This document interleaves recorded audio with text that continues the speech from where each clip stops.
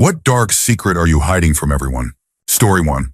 I was recently diagnosed with lupus nephritis in early menopause. The chances of me having kids without serious health risks are slim. I've been in and out of hospitals for 3 months earlier this year, and I lost track of how many medications I take daily. I'm 29. I never particularly wanted kids, but something about having that option taken away from me broke my heart. My family's amazing, but I can't bring myself to tell them any of it. It would only worry them and make them sad. Honestly, I can barely process it myself. I don't think I can handle other people's reactions. I know I'm lucky. The medications are working, and I'm doing a lot better, so I shouldn't complain. There are far worse things in the world. But I've been keeping this to myself for the past 6 months, and it's been weighing on me more than I thought it would. Story 2. I'm not hiding this from my husband. I don't hide anything from him, but I wish I could be like other, more easygoing people. The kind of people others naturally gravitate towards, the ones with a ton of friends, who feel comfortable in their own skin and don't constantly feel like an outsider. I've spent my entire life feeling like I don't belong, and I'm so exhausted from it. No one ever asks me to do things with them. I'm always the one reaching out. Everyone else seems to have these amazing friendships and close-knit circles. I can't help that I'm not as cheery and bubbly as other women. I grew up an only child, shy and isolated, with parents who had no idea how to be socially normal. Every day feels like a struggle. I'm always on edge, afraid I'll say or do something wrong. The one friend I do have makes me feel awful. She constantly talks about how much fun she and her kids have with other families, but she never invites mine.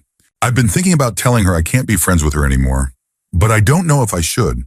Why does everything have to be so difficult? Story 3. I never completed my final college exams because we couldn't afford to pay for my courses during the pandemic, and the college refused to set up a payment plan for later. My family is extremely competitive, and if I told them I didn't officially graduate, they would never let me live it down. I finished the entire course. I just couldn't take the exams to get my certification. So technically, I have all the skills. I just don't have the paperwork to prove it. This isn't as dark as some things, but it's still painful. Sometimes I imagine my mom, my brother and me sitting together, having a picnic in a field, laughing and just enjoying ourselves. And then I end up crying for an hour, realizing how terrible my childhood was because of my father's abuse. It happens every few weeks. Story 4. Mine's pretty tame, I think. I'm in my 30s and my conservative Christian family believes I'm straight, that I've only ever been with 1 or 2 women, and that my girlfriend of 4 years is a cis woman. The truth is, I'm pretty open when it comes to relationships, and I don't believe in waiting until marriage. I've been with women, men, trans individuals, and even experienced threesomes. My girlfriend knows everything about me. She is trans, but she passes well as a woman, and I support her completely in everything she does and who she is. I will never tell my family any of this. Not because I think they won't take it well, though my mom definitely wouldn't, but because honestly, it's just not their business. I also won't ever tell them my girlfriend is trans because she doesn't want it to be known, and that's entirely her decision. As far as I'm concerned, she is a woman, and she wants to be seen as such without any complications. If it were ever discovered, I would stand by her completely, no matter what anyone, including family, had to say about it. Story 5. My family and friends thought I joined the military out of a patriotic sense of duty in 2003. What they don't know is that I was assaulted in college a few years earlier, when I was 19. A few people know about that, but what no one knows is that he filmed it. He told me that if I went back to his house, he'd give me the recording, and no one would ever see it. When I went back, everything was set up again. The blankets, the camera. He did it again, and I still begged him for the tape. He told me he had already sold it online. I was so ashamed. I lost all trust in people. My dad still doesn't know why I dropped out of college. That was the beginning of the end of our relationship. He had paid for my schooling, and he was furious when I quit. I dropped out because when I arrived for the winter semester, I saw my attacker on campus.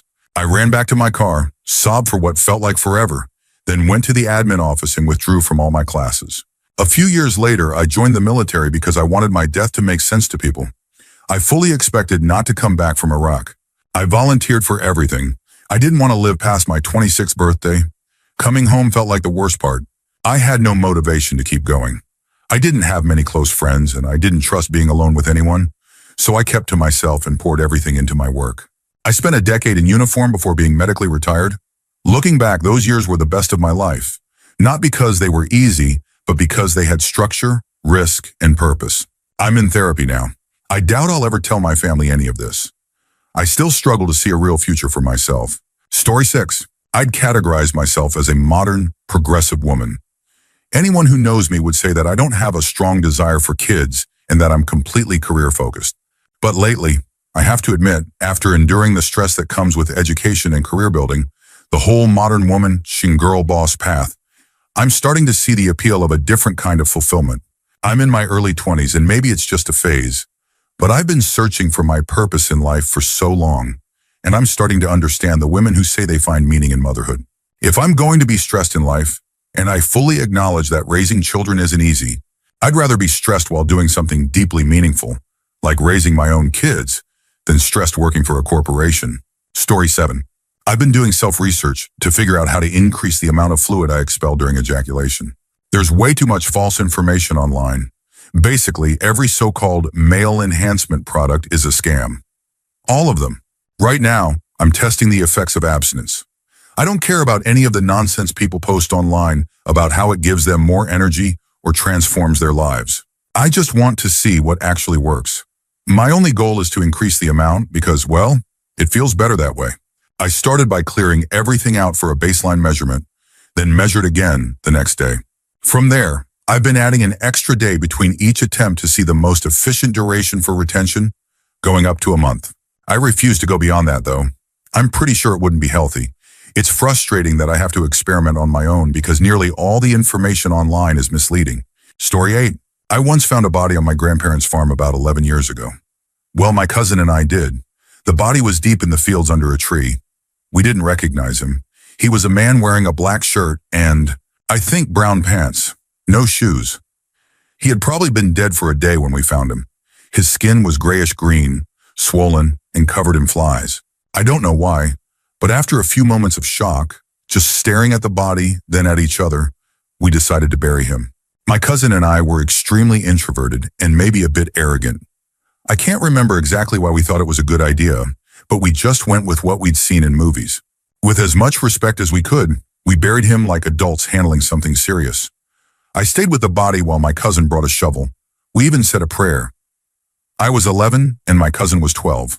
Afterward, we thought about it more and decided to look for clues as if we were detectives in a mystery movie. But we found nothing unusual. Then we started regretting our decision, not checking if he had any visible injuries or signs of foul play before burying him. At first, we considered telling our family, but we hesitated. Instead, we decided to wait and see if there was any news about a missing person in the area. We even asked around casually, checking if any workers had seen a man in a black shirt wandering into the fields. Nothing. No one had reported anyone missing. No one had even noticed anything out of the ordinary.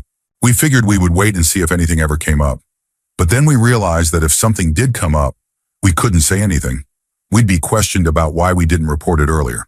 To this day, there has never been a single report of a missing person matching what we found. My cousin and I are still very close, and we have never told anyone. We swore to keep it a secret, especially since we've carried it this far. Every time we visit our grandparents' farm, we visit his grave. It's hidden deep enough that no one ever goes near it. Only we know about it. And now, all of you reading this. But you don't know the country, the village, or the farm, so the secret is still safe. Even now, we still look for clues in secret, trying to figure out who that man was. Story 9. I have a deep secret that I've been hiding from everyone for years.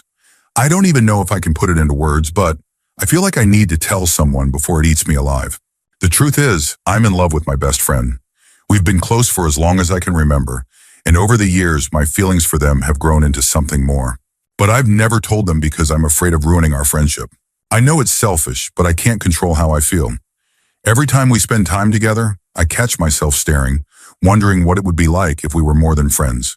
I've even imagined a life where we're together, but then I snap out of it and remind myself that it can never happen.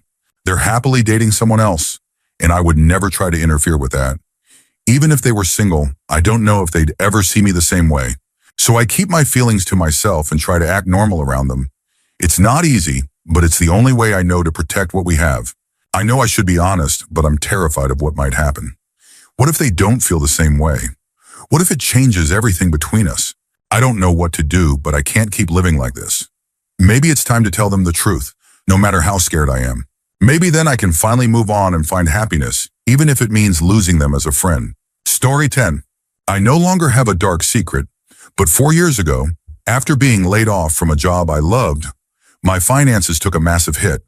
Within 2 months, my credit card was maxed out, and I turned to payday loans. For 3 years, almost my entire paycheck went toward interest. The worst part? I was hiding it from my wife because I was afraid she'd leave me. My dad did the same thing to my mom, but he never felt bad about it. His debt is still growing to this day. But for me, the anxiety was unbearable. I was physically sick over it, constantly worrying, yet too scared to come clean. Last year, a debt collector somehow got my wife's phone number. None of my creditors had it, so we have no idea how they found her. When they called her looking for me, everything came out. I'm still working my way through paying off a consumer proposal, but my wife didn't leave me. It just took a long time to rebuild trust. Don't be reckless with debt. I was too scared to admit what was happening before it got worse, and eventually interest ate up 88% of each paycheck. I was even selling my possessions just to cover my share of rent. If your partner truly loves you, they'd rather you be honest so they can help before things spiral out of control. Story 11. I got my high school bully and 6 other jerks expelled. This was 7 years ago at a boarding school. There was this one guy who always found a reason to mess with me. Name-calling, humiliating me in front of everyone, even physically attacking me. He had no real reason for it. He just made it his mission to make my life hell. The worst part? No one ever stood up for me because he was one of the popular kids. One night, as I was heading back to my room, I found my door locked from the inside. Turns out he and 6 of his friends were inside, beating up my roommate. A whole crowd had gathered to watch. I knew if I tried to intervene, I'd just end up getting hurt too, so I walked away and went to bed. The next morning, I found out my roommate had gone to the clinic for treatment, but didn't plan on reporting the attack. However, the doctor had already informed the school. The 7 bullies were so popular that they managed to get the entire class to agree on a fake story for their alibi. They even held a meeting to make sure everyone stuck to the plan. I saw my opportunity. I immediately went to the school counselor and exposed the entire cover-up. When the disciplinary board questioned the bullies, their fake alibi crumbled instantly. By the end of the week, they were expelled. Everyone else was devastated. Some of the most popular kids in school were suddenly gone. They even threw them a farewell party. I pretended to be sad, but honestly, I had never felt happier watching someone face the consequences of their actions. Last I checked, my bully was still struggling in a vocational college while I finished my studies on a full scholarship. Wherever you are, I hope karma keeps doing its thing. Story 12. I struggle with severe mental health issues, but I'm too afraid to get help. I am not at any risk of harming myself, but the pain is overwhelming. It feels unbearable, yet I keep pushing through. I make sure I don't hurt anyone else. Nobody truly knows how bad it is. They think they do, but they never really will.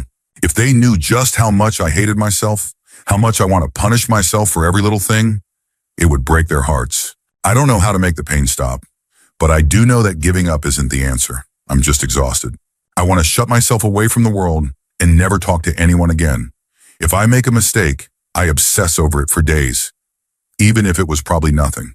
I feel like crying every single day, yet most of the time, I don't even feel sad. Just tired, so damn tired. It doesn't help when people constantly worry about me. I wish they'd believe me when I say I'm not in danger. I'm not going to do anything drastic. I have too much left to do, too many things that depend on me. But their concern just makes me feel worse. Story 13. This is a secret my mom and I have kept for years. We never told the rest of the family. When I was a child, my mom struggled with a serious addiction. One night, long past midnight, she took me with her to an apartment across the city. I don't know all the details, but I believe she was getting something from a man there. A bad argument broke out, and they threw us into a separate room, warning us not to leave. I could hear them shouting, but I didn't fully understand what they were saying. My mom started panicking. She told me we had to get out because she didn't have the money she had promised them, and they were going to hurt both of us. She locked the door and barricaded it. Then she told me to jump off the balcony. It was only the 3rd floor, but to me it seemed impossibly high. I was terrified, but she convinced me. The men had started kicking the door. Somehow I didn't get hurt when I landed. She jumped right after me, and we ran as fast as we could through the neighborhood. Eventually we made it to a bus stop far enough away that we felt safe. My mom didn't have a car, so we waited for the next late-night bus and took it all the way home. After that, my mom sent me to stay with my grandparents for the summer. She told me never to tell anyone about what happened. If I did, the police would take me away and send me to live with my father. When she finally came to get me, we had moved to a different part of the city. I never brought it up again. I never told anyone in the family, but I've never forgotten it either. Story 14. I have a stepson who is 20. I call him the price I have to pay to love his mother. I can't stand him. I hate his voice, his face, his entire existence. When he was little, we got along on a surface level, but as soon as he became a teenager, he became a nightmare. He put me, my wife, and our newborn through absolute hell. I'm only now starting to recover from the PTSD. He darkened my heart forever, and I'll never forgive him for it. He's a childhood cancer survivor, and I've factored in the trauma from that, as well as the absence of his biological father. But none of it excuses what he did. Oddly enough, he actually apologized once. But then he got drunk and said things to his mother that were so cruel they defied explanation. I can't imagine ever speaking to my mother that way. Yet he thinks he's hilarious. He's arrogant, narcissistic, and has no remorse. For the sake of my wife and kids, I keep things civil. His biological father ditched his mother when she was 17 and pregnant, so for years it was just the two of them. I won't do anything to hurt my wife or children, who adore him, but inside there's nothing but resentment toward him. If he disappeared from existence right now, I wouldn't shed a tear. I'd only feel relief.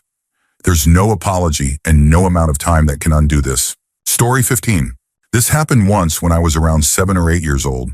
My family, my parents, 2 sisters and me, were driving late at night in our minivan, moving to a new place. I was sitting in the back, surrounded by boxes. My sisters were in the middle seats, my parents up front. I remember saying I was bored and asking how much longer it would take. My parents told me it was around 2 a.m. and that I should go to sleep. But I wasn't tired. I just stared out the window. Then suddenly I felt something tapping the back of my shoes. It felt like small flicks, like someone was nudging them. I ignored it at first, assuming it was just clothes shifting around. But the flicks got harder and harder.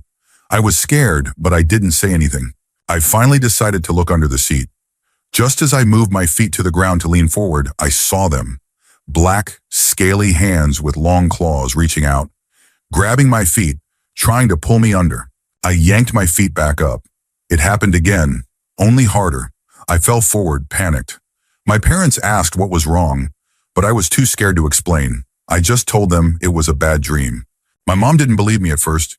She had seen me looking out the window wide awake, but I insisted I was fine. I never put my feet on the floor of that van again. To this day, I think about it weekly. I know I was awake. I know it happened, but I've never been able to explain it, and I never looked under the seat. Story 16. My dad was an abusive man who had a long history of health problems. The week he died, he had been in the hospital. He was already a below-knee amputee, and the doctors had decided he needed the rest of his leg removed. At the time, I was a college freshman. I stayed at school as long as I could every day, not just to study, but to avoid him. I didn't drive, so my mom would drop me off and pick me up. She had spent all day at the hospital with him before coming to get me. That night, as we drove home, we walked into the house, and for the first time in my life, I felt peace. No yelling, no insults, no dark energy suffocating us. I absent-mindedly said, "This is what it would be like if it was just the two of us." A few hours later, at 3 a.m., we got the call. My dad had died of cardiac arrest. Looking back, I think we both knew it was coming. The last 2 weeks of his life, he was different. He became kind. He asked me about my life without judgment. He was softer with my mom. One night, they went grocery shopping together, and she told me it was the most fun they had ever had in their entire marriage. Even he must have known. He even made peace with his sister, the only family he had left. The day before he died, I told him I loved him. I never said that to him. It made me uncomfortable. I feared him too much. But something inside me told me to say it.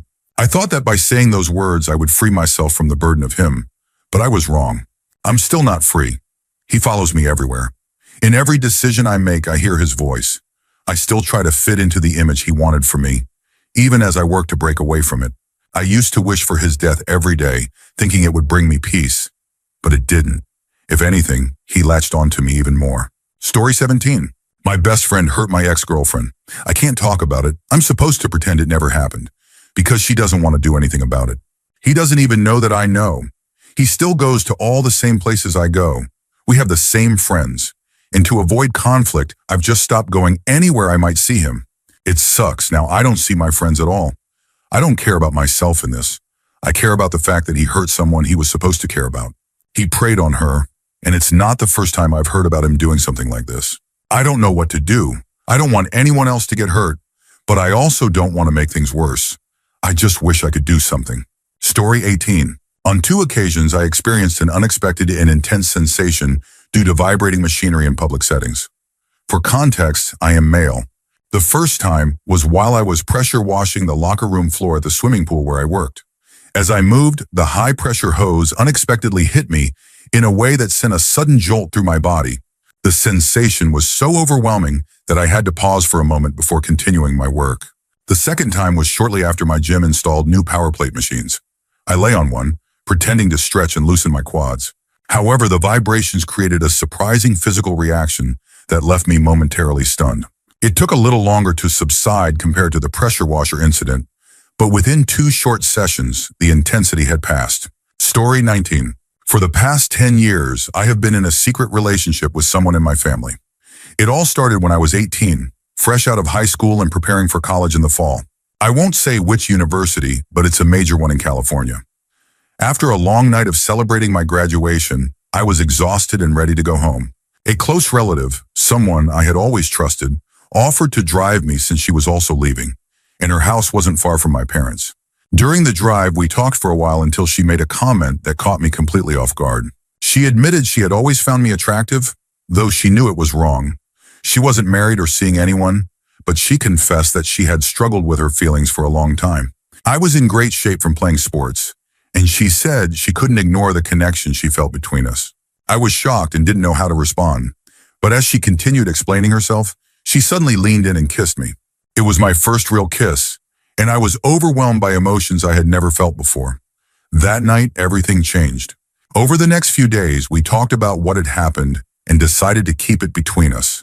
We knew it was something that could never be shared, but we also couldn't bring ourselves to stop. Eventually, I convinced my parents that moving in with her made sense since she lived much closer to my college. They agreed, never suspecting the real reason behind my request. For years, we maintained our secret. No one ever had a clue. Now I'm almost 30 and still living with her. I found a job nearby, so staying made sense to everyone. But the truth is, we have been together for a decade, and no one knows. We've talked about running away and starting fresh somewhere else, but we know it would destroy our family. Despite everything, we love each other, and as long as no one finds out, we plan to keep things exactly as they are. Story 20. A few years ago, a female coworker severely violated a good friend of mine. I won't go into the details, but what happened to him was undeniable. He tried to speak up, but people either downplayed his experience or outright accused him of making it up. I stood by him and helped him take legal action. We did everything by the book, but in the end, the case was dismissed. Meanwhile, she managed to twist the narrative, gaining sympathy and making my friend look like he was overreacting. The whole ordeal left him with deep emotional scars. He's still trying to recover, struggling with the weight of what happened. And yet, she walked away without facing any consequences. Later, I learned that she had been running from someone, a stalker who had been pursuing her for years. She had even moved across state lines multiple times just to escape him. That's when I made a decision. I did some research, tracked down the guy's contact information, and made a call using a burner phone, just to be safe. I didn't say much, just gave him an update on where she had relocated and how to reach her. 2 weeks later, she disappeared. Never saw or heard about her again. Some might say what I did was wrong, but after everything she put my friend through, I can't say I regret it. Story 21. As a third-year medical student, I experienced persistent harassment from a senior resident at our university hospital. He was well-liked among the hospital staff, and I knew that reporting him would likely lead to a difficult and exhausting battle. I also didn't want to appear weak or make myself a target for ridicule. Unfortunately, even my so-called friends dismissed what was happening, treating it like some kind of joke. So I stayed quiet. His behavior escalated over time, even reaching the point where he obtained my personal contact information without my consent. I did my best to ignore it, but the stress and emotional toll became overwhelming. It contributed to me failing the semester, and in the end, I decided to transfer schools just to escape the situation. That was 4 years ago. Looking back, I regret not taking action. I know I should have spoken up, but at the time I felt powerless. Maybe that's why I never told anyone, because deep down, I still struggle with the weight of that decision. The good news is I eventually sought professional help for the depression that followed. After a year of treatment, I regained my focus, continued my studies, and passed the physician licensure exam. This December, I will take the Hippocratic Oath and begin my journey as a doctor. Despite everything, I made it through. Story 22. When I was in first grade, I was playing with Legos on the carpet with a group of friends. Nearby, another kid sitting at his desk turned toward us and called out, "You should make a big ship." I heard him, but nobody else seemed to, and I didn't respond. Thinking no one had heard, he repeated himself, this time louder. That's when our teacher suddenly called him over, looking very stern. I watched as he walked up to her, confused. She asked him, "Did you just say what I think you did?" She clearly thought he had said something much worse. Not realizing the misunderstanding, he just nodded, assuming she had understood him correctly. And just like that, he was put in timeout and banned from playing Legos with us for the rest of the day. I was the only person who had heard what really happened. I knew it was just a misunderstanding, and I said absolutely nothing. Story 23. Growing up, my sister was incredibly difficult to live with. Violent, destructive, untrustworthy, and intentionally cruel. Some of my friends weren't even allowed at my house because their parents were afraid of her. My own parents refused to intervene, expecting us to work things out on our own. That never worked in my favor. One day, she was in one of her worst moods. I heard the rattling of a pill bottle and immediately knew what she was doing. She had done this before. I also knew she was going to call her ex and tell him about it. Instead of stopping her, I went outside and unplugged the phone lines from the house. This was back when cell phones were a rare luxury, and I figured if she couldn't make the call, she might actually go through with it. And if she did, maybe the nightmare would finally be over. Then I left for a walk. Apparently, I wasn't fast enough. She managed to call anyway, got her message across, and her ex immediately called 911. When I heard the sirens approaching, I wasn't relieved, I was disappointed. When questioned about the disconnected phone line, I played dumb. I claimed we had just been fighting, and I was trying to cut off her call to mess with her. Decades later, I still don't feel bad about what I did. I've thought about what could have happened, and it hasn't really bothered me. I don't think I'm a monster. I don't take what I did lightly. But my sister brought so much misery and trauma to everyone around her for years after that. I have no idea where she is now, and I don't care. Story 24. I was assaulted, I passed out from blood loss and hyperventilation. At the time, my boyfriend and I had been together for only a few months. His dad was out of town for the weekend, and I knew he wasn't supposed to have anyone over while he was gone. But in that moment, I didn't know what else to do. I had been trapped in a panic attack for hours, unable to calm myself, until I finally called him. He didn't hesitate. He didn't care about the rules or the consequences. He just told me to pack a bag. He was coming to get me. No one had ever done that for me before. When I got there, he made sure I was okay. He hugged me, made me food, and sat beside me while we watched movies. His bed wasn't big enough for the both of us to fit comfortably, but he stayed anyway. When I asked him not to leave, he didn't question it. He just cared that I was safe. I had never had that before. He's the only person who truly knows everything that happened to me that night. Over time, I've told close friends bits and pieces, but no one else will ever know the full story. Only him, and because of that, I will love him forever. Story 25. Wow, everyone's really sharing their stories, so I guess it's my turn. I have a 16-year-old son whom I've never met. His mother and I were never in a relationship. It was purely casual. She was 18, I was 22, and we were just having fun. I had no idea she was pregnant, let alone that I had a child, until years later when a DNA test confirmed it. Even then, I never met him, only saw pictures. At some point, she and her parents tried to get me to pay child support. At the time, I was completely broke, barely scraping by. I convinced her that I couldn't afford it, not out of malice, but because it was the truth. We both agreed to leave it as it was, and to this day, nothing has changed in that regard. Then things took a turn for the worse. Somewhere along the way, she and I lost contact completely. I have no idea where she is now. Her parents filed for emergency custody, and I immediately agreed. By then, she had a few other children, was struggling with substance abuse, and had even been arrested for DUIs. From what I understood, she was in a bad place. For a while, his grandmother, his legal guardian, would check in with me from time to time, asking questions or giving updates. I always responded and was as cooperative as I could be. But then, it got even more complicated. Only a handful of people know about this, mostly childhood friends. None of my newer friends have a clue. I have a whole life, a big social circle, and yet this massive part of my past remains completely hidden. And the worst part? My mother passed away without ever knowing she had a grandson. That still eats at me. It didn't stop there. His grandmother, the one person keeping me in the loop, also passed away. I don't even think my father knows about any of this. In all these years, we've never spoken about it, not even once. A few years ago, I officially signed over my parental rights to his grandfather. His mother had been ruled unfit to raise him, and that was the last time I heard anything about her.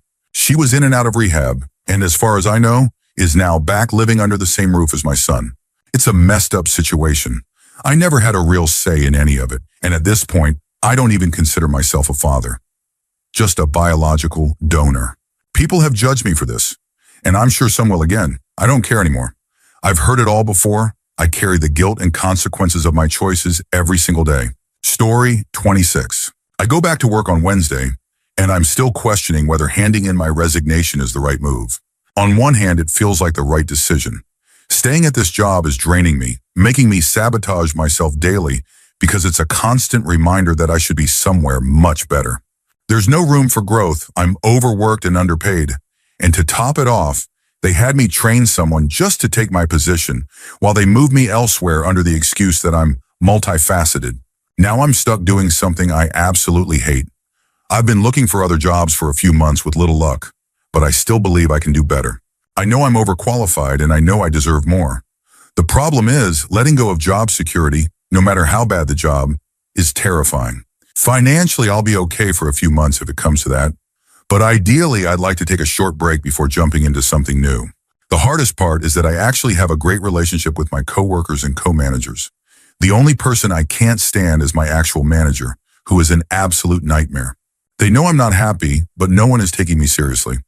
I guess they'll understand on Wednesday when I say ciao. Story 27. I love my mother deeply, but she wasn't the best parent. There are 5 of us, and none of us truly know how to function as adults. I genuinely believe she has narcissistic personality disorder. She's incredibly needy, and it wears me down. The worst part is the guilt. When I don't do what she needs, I feel like a terrible person. But her constant demands take a toll on me, my mental health, and my own well-being. The hardest truth? Deep down, I feel like this burden will only end when she's gone. And that thought terrifies me. I'm always stressed about finances, both mine and hers. She spends recklessly, and when she can't afford essentials like heating her house, I feel obligated to step in, even when it leaves me struggling to pay my own bills or wondering how I'll afford food. My siblings, they don't care. And honestly, I get it. We all grew up with the same neglect, the same dysfunction. I just wish I had the ability to detach the way they have. Secret I've never told anyone? I sometimes look forward to the day I no longer have to carry this weight. And I hate myself for it. It makes me feel like a horrible daughter, like a horrible person. I don't know if this confession changes anything, but at least it's out of my system. Story 28. I've been there, man. I went through the same thing last year. My mom was diagnosed with cancer for the second time at 58. The first was breast cancer, and the second, uterine cancer, was a result of complications from the treatment for the first one. The second time hit her hard. She deteriorated to the point where all she could do was sit in a chair, connected to tubes and bags that ran directly to her intestines. She couldn't eat, only sip on tiny ice chips to keep her mouth from drying out. Any movement caused unbearable pain, and near the end, she lost the ability to speak. All she could do was let out weak groans. We were all there the night she passed, our family, some of her siblings. I almost left to go back to school and grab some things, planning to stay the night there instead. But something told me to stay. I thank God I did. Watching someone you love go through that is excruciating. The images of it never leave you. But through it all, my mom never once complained. Even in her suffering, she prayed for us. She told us she was offering up her pain for us, choosing to endure it with grace. I know how hard it is to watch, and I know how much you just want it to be over so she's no longer in pain. But now is the time to be there for her, to give back all the love she's given you throughout her life. You're in the final stretch, the last 400 meters of the marathon. Finish strong. 1 year and 17 days after losing my mom, I'd give anything to have just one more day with her. Even if she was sick, even if she was suffering, just to be with her. I know people don't always believe in prayer, but I'm praying for you, man. This is one of the hardest things you'll ever go through.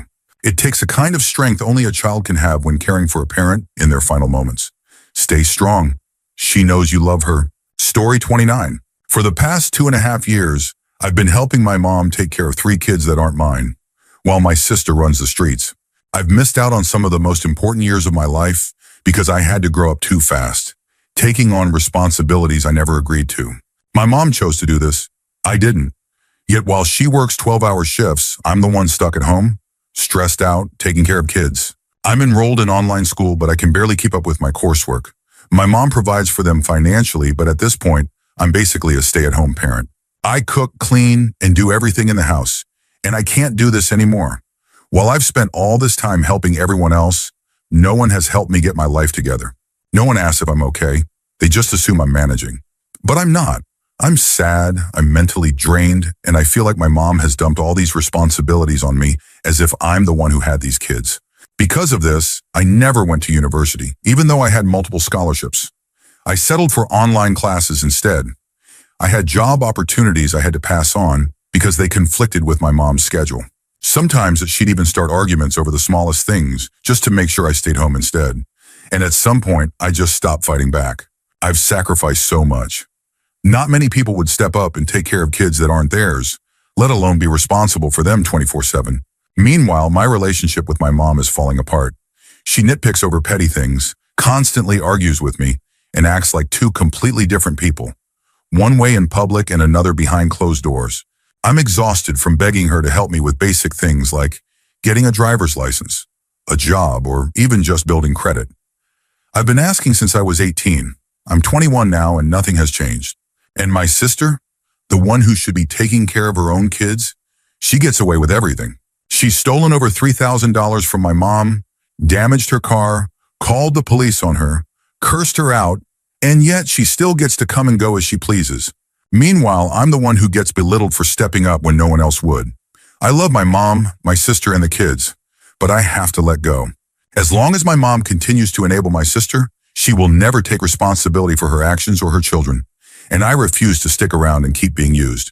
I've told them I'm mentally drained, that I can't do this anymore, and they tell me I'm overreacting, but I'm not. Not everyone is meant to raise children, and after this experience, I know for sure that I never want to do this again. I'm 21.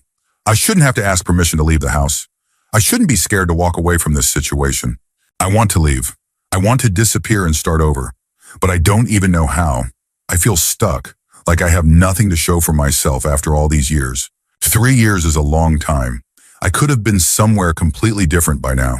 I've missed out on so much. But I can't keep living like this. I'm seriously considering therapy and working on my mental health.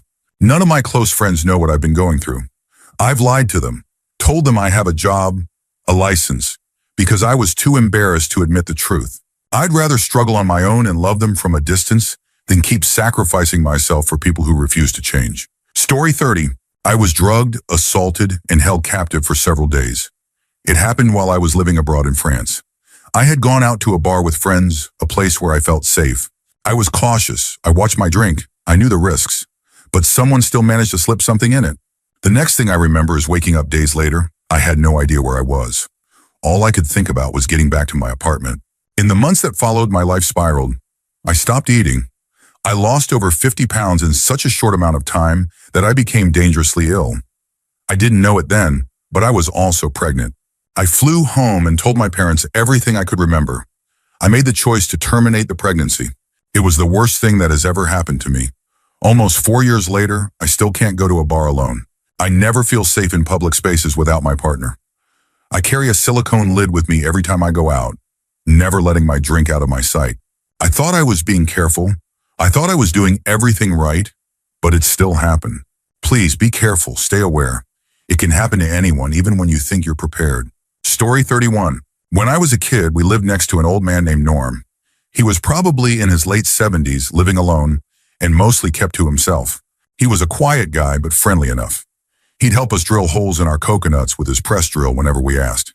And my dad would occasionally help him with odd jobs around the house to make sure he wasn't struggling too much in his old age. They had a good relationship. At least they did at the time. I had 2 friends back then who were going through a bit of a shoplifting phase. Small things, nothing serious. One day they were over at my house, and we decided to go see what Norm was up to. We wandered around his property, checked his shed, but it seemed like he wasn't home. After a while, we gave up and went for a bike ride. The next day, Norm confronted my dad, accusing us of stealing cassette tapes from his shed. My dad was furious. He defended me, called Norm out for making false accusations, and their friendship completely fell apart.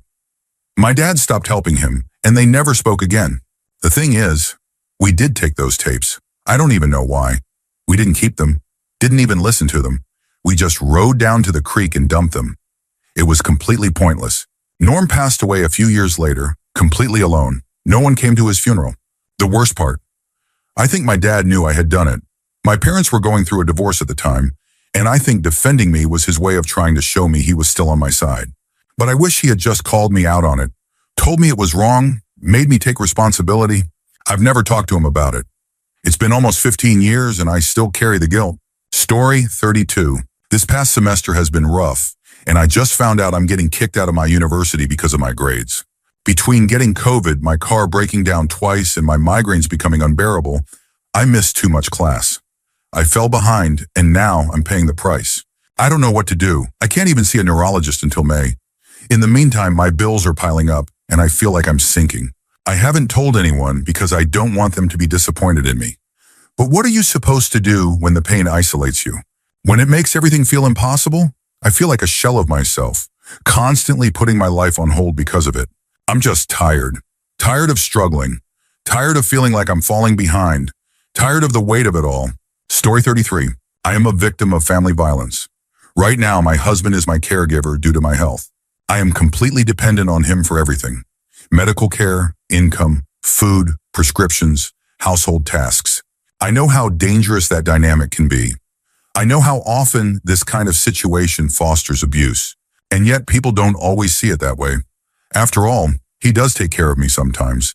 He steps up just enough to keep me trapped in this cycle, but he's also unreliable, inconsistent. There are days he abandons me completely. I go without food, without medication, without heat or running water. I miss treatments and appointments because I can't get there on my own. But to everyone else, he's perfect. He's the life of the party. Charismatic, loved by friends, family, and colleagues. If I ever told anyone the truth, they would be shocked. No one sees the other side of him. No one sees the abuse. No one sees that he comes from generations of family violence, that I am just the next victim in the cycle. I've only ever told one person, and that was only because they witnessed it firsthand. I had no choice but to explain. There is no escape for me. My illness is lifelong and chronic. This is my reality. My life with him is my only option, and I don't see a way out. I'm writing this because there are so many others like me. People suffering in silence. People trapped. Family violence doesn't always look the way you expect it to. It's not always visible. There needs to be more awareness, more education, more support for victims who feel they have no way out. Because we're out there, and we need help. Story 34. When I was 17, my parents started adopting children. By the time they were done, there were 9 of them. I begged them to stop after the first 5. I was in college at the time, watching from a distance as the house I grew up in became unrecognizable. But they told me I didn't get to have an opinion. It wasn't my concern anymore since I had moved out. But it did affect me. It changed everything. The house is ruined. My parents are completely stretched thin. My dad comes home from work and immediately shuts down, straight to bed watching TV all night, checked out from everything. My mom, left to handle the chaos, is constantly angry, trying to wrangle kids who have no respect for anything or anyone. I don't even want kids anymore because of this. It's destroyed any desire I might have had to be a parent. It's destroyed my relationship with my parents. If I have a problem, there's no time to talk about it. If I need emotional support, I can't ask for it. I've never even considered asking for financial help because I know how much stress they're under.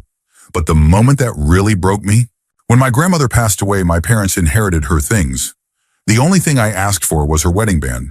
Just a simple, size 3 10K gold ring, valued at maybe $80.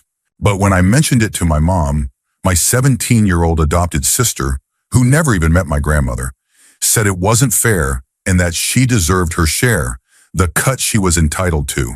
I never got the ring. I didn't argue. I didn't fight. I just stopped engaging. I know my parents thought they were doing something good. I know they believed they were changing lives. But they invited this chaos into my life and told me it wouldn't affect me, when in reality it changed everything forever. Can anyone acknowledge how messed up that is? Story 35. Years ago, in my early 20s, I worked at my best friend's family business. a campground for people living in travel trailers. My job was simple: grounds maintenance. One day while making my rounds, I noticed something strange at one of the campsites. A long blue hose ran from inside a camper all the way to the exhaust pipe of a running pickup truck. It caught my attention immediately. Something about it felt off. My gut told me this wasn't right. But then I second-guessed myself. Maybe I just don't know enough about trailers. Maybe this guy's using the truck to power something inside. I shrugged it off and went back to work. A few days later, my best friend told me there had been a shooting at the campground. A young man had taken his own life. As more details came out, I learned that he had originally tried to asphyxiate himself using the truck. But when it wasn't working fast enough, and he realized his father was on his way to stop him, he resorted to something more immediate. That conversation hit me like a ton of bricks. I still think about that blue hose. I still wonder if I should have trusted my instincts, knocked on the door, or called someone. Maybe it wouldn't have changed anything. Maybe he was too far gone in his decision, or maybe he would have still found another way. But there's always that what if lingering in the back of my mind. At the same time, I can't shake the thought of what could have happened if I had intervened. If I had startled him, if he had been armed and desperate, would I have put myself in danger? Would I have made things worse? It's a strange feeling, this weight of uncertainty, of wondering if I could have stopped something, but also knowing that I might not have been able to at all, and I guess I'll never know. Story 36. My first job out of college was as a high school teacher. I was 21, fresh out of school, and looked so young that the administration required me to wear a suit every day just to distinguish me from the students. I offered tutoring for students who needed extra help with language arts. One student, a 17-year-old girl in an honors class, started coming regularly. She said she liked how I explained things. Over time, she began showing up more. Not just for tutoring, but stopping by my classroom and chatting with me during lunch duty or ticket duty at sporting events. Feelings developed on both sides. Meanwhile, I was miserable teaching. My college girlfriend, also a new teacher, was fired for lack of experience, which sent her into a deep depression. I wasn't in a good place either, and after the holidays, I decided to break up with her. She was furious. In her anger, she went through everything: my social media, my messages, my phone. She found a conversation where I had admitted to a friend that I had feelings for a student. That was enough. She reported it to the school. There was an investigation. No physical relationship was found because there wasn't one, but I was still asked to resign. I had planned on leaving anyway, but this made it official. A month passed. I was still living with my ex, trying to figure out my next move, working part-time as a gas station manager. She started drinking heavily. One night, we fought. Things got out of hand. We broke things in the house. She stormed out. The next morning, the cops showed up at my door. They told me I had to come with them. I was charged with 5 first-degree felonies because of the fight. My bail was set at $180,000. I spent the next 6 months in jail waiting for trial. No one knew I was there. At some point, my ex started feeling guilty. She had only written what the school resource officer told her would get me out of the house. She hired a lawyer to try to get the charges dropped. Then my attorney came to me with an ultimatum. Take a plea deal and walk out that day. Take it to trial and risk the DA refiling the charges. Even if I won, I took the plea. That was almost 20 years ago. Since then, I've rebuilt my life. I have a good job, a happy family, and a future. But that year, the mistakes, the consequences, the guilt still weighs on me. No matter how much time has passed, it still hangs over me like a shadow I can't quite escape. Story 37. I used to hang out with a friend who was constantly doing drugs in front of me. Sniffing something, smoking something, popping pills. It was a daily routine for her. I never joined in. I never touched anything. But I was always there, watching, letting it happen. I knew she needed an audience, and I never tried to stop her. Maybe because I had a crush on her, which she knew, and I didn't want to upset her. Despite all of that, we were close. We did everything together. At one point, she even cleaned up, got herself a boyfriend, and things seemed to be getting better. But then I moved away. She must have hit some kind of wall in her recovery because about a month later, I got the call. She had overdosed. I have no idea what her final days were like. I messaged her just hours before she died, and she never responded. Looking back, I think I may have reached out while she was in the middle of her overdose. That thought haunts me. But what haunts me even more is wondering if I could have stopped it years earlier. If I had just spoken up, if I had pushed harder, if I had refused to sit there and watch, maybe nothing would have changed.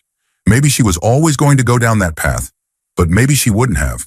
It's been years, and I still can't shake the feeling that I played a part, even in silence. And since she died, I haven't been able to bring myself to get into a relationship. I don't know if I ever will. Story 38. For most of my life, my mom told me that my dad wanted nothing to do with me. When I turned 20, I decided to track him down. I managed to find a phone number and called. His wife answered. That's when I learned he had passed away, 3 years before I even found him. As we talked, I learned something even more shocking. My mom had been his mistress. He had been married when she got pregnant. But instead of abandoning me, he and his wife actually tried to get custody. That didn't make sense to me. If he fought for custody, why didn't he pay child support? His wife had an answer for that too. She had paperwork proving that after years of legal battles, a DNA test showed he wasn't my father. Everything I had been told was a lie. His wife, who had every reason to resent my existence, didn't. Instead, she was kind, supportive. She stayed in contact with me, even though we had no real connection. She became the family I never had. I had a rough past.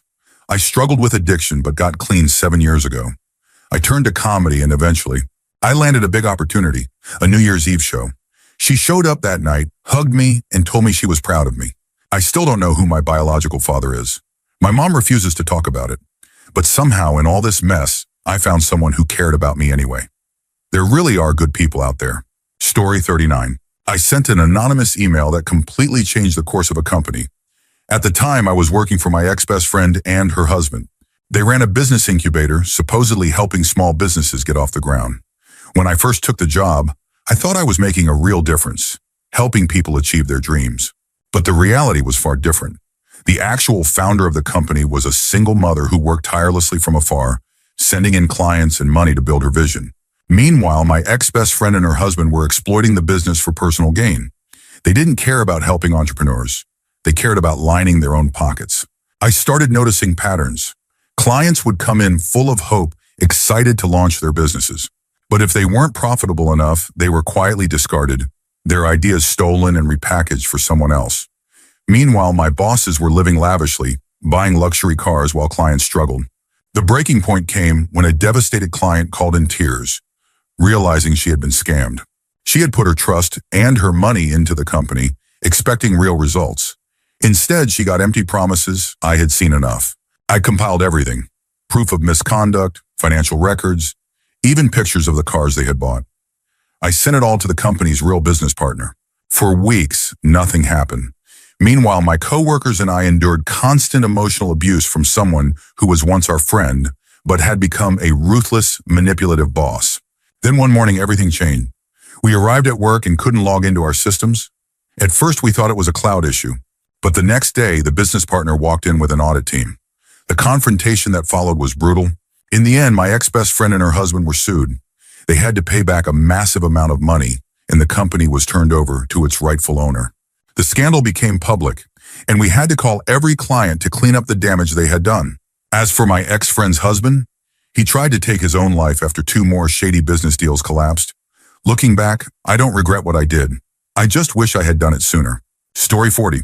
My stepmom abused my brother and me for most of our childhood. My mother knew, and she never did anything about it. After my parents divorced, my dad secretly had an affair for 2 years before marrying his new wife, our stepmom. We were only 4 and 6 years old when she entered our lives. She blamed her behavior on depression. When she stopped taking her medication, she became volatile, screaming at us, pushing us, making life unbearable. But instead of leaving, my mom stayed. Maybe she thought being in an abusive home was better than being a single mother again. The abuse didn't stop until I was 18. My brother grew up resenting women. I grew up unable to stand up for myself. She screamed me into submission so many times that I just shut down. Now, when I get upset, I don't yell or fight. I freeze. I can't even express anger without feeling like I'm doing something wrong. And yet I still love her. She's been there for birthdays and holidays. Ironically, I feel like I can talk to her more than I can my own mother. I'm in therapy now, trying to untangle all of it. What gets to me the most? My mom and stepmom joke about how they did a good job raising us. Whenever I react, they laugh and say, well, I guess we traumatized the kids. I think about her screaming at me over nothing when I was just 6 years old. I think about all the times she made me cry, and hate myself. I think about the fact that she took away my ability to be angry. Sometimes you grow up and realize that just because your parents didn't hit you doesn't mean they were good parents. Story 41. I've attempted suicide 3 times. The first time I thought about it, I was only 5 years old. As a child, I was constantly battling depression, and by the time I was a teenager, it had consumed me. I struggled with anorexia and bulimia for years. No one noticed, or if they did, they didn't care. My mother was verbally, physically, and emotionally abusive. She made life unbearable. I wrote letters, made plans, tried to end it, all without anyone noticing. The one time I did ask for help, I told my mother I needed therapy. Her response? "You're not depressed, it's just puberty." I genuinely believed I wouldn't live past 16. I thought that was all my life would ever be. Then I met my boyfriend. I was 15 when we got together. I moved in with him shortly after. That was my escape. 6 months ago, I finally cut my mother out of my life for good. Now, at almost 19, I'm still healing. I have a job, good friends, and wonderful in-laws who actually care about me. My biological family, they mean nothing to me now. I don't need them. I'm safe. I've been on medication for 4 years. I gained 10 kilograms, rebuilt my eating habits, and started taking care of myself. I even spent 6 months in a psychiatric facility. It was one of the best experiences of my life. I still struggle. I still have dark thoughts. I was diagnosed with BPD, and life isn't perfect. But for the first time ever, I feel like I have control. I get to decide who I keep in my life. I've cut out nearly everyone from my past, and it was the best decision I've ever made. Life still sucks sometimes, but that's okay. Because it gets better. It takes time, it takes effort, and sometimes you have to throw yourself into the unknown. But it's so worth it. As I write this, I realize just how much my life has improved in such a short amount of time. And for the first time, I'm truly grateful to still be here.